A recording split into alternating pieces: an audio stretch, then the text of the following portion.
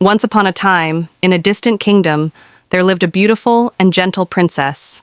She was kind-hearted, soft-spoken, and raised with love and wisdom by her widowed mother, the queen.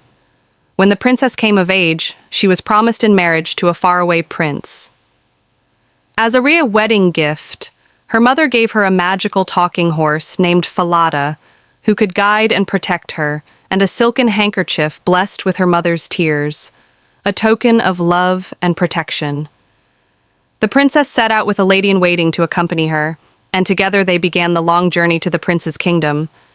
But as the days passed and the lands grew lonelier, the lady-in-waiting's heart grew dark with jealousy and ambition.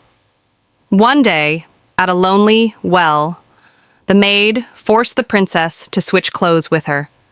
The princess, out of fear and confusion, obeyed.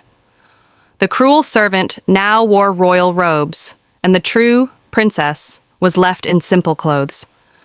The maid then threatened to kill her if she told anyone the truth, and took her place as the bride-to-be. To ensure her silence, the false princess also ordered the death of Falada, the magical horse. The true princess wept, but she could not stop it. However, she secretly asked the stablemaster to nail Falada's head above the castle gate, so she could speak to her old friend each day. Now disguised and alone, the true princess was given work tending geese with an old goose boy named Conrad. Every morning as she passed under the gate, she would whisper sadly, "Oh, Falada, hanging there, you watched me fall into despair." And the horse's head would reply, "If your mother knew your fate, her heart would break beneath the weight." Days passed like this. The princess kept her sorrow hidden, speaking kindly to all, doing her humble duties, and saying nothing of the betrayal she had suffered. But Conrad began to notice the strangeness, the way she spoke to the horse's head, and how the wind always seemed to blow when she combed her golden hair, preventing him from seeing it. Eventually, Conrad told the king of the land about the strange Goose Girl. Curious, the king disguised himself and followed her, listening quietly to her words to Falada and watching her gentle nature.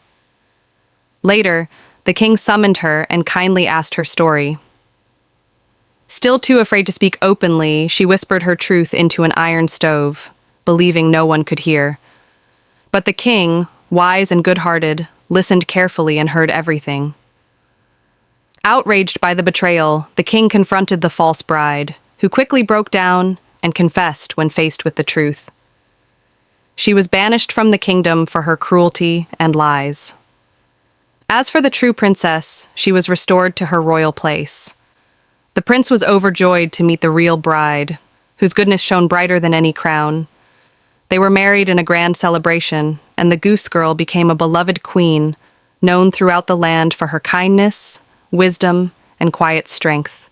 Moral of the story: truth and kindness win in the end. No matter how deep betrayal cuts, staying true to yourself and holding on to kindness will always lead you back into the light.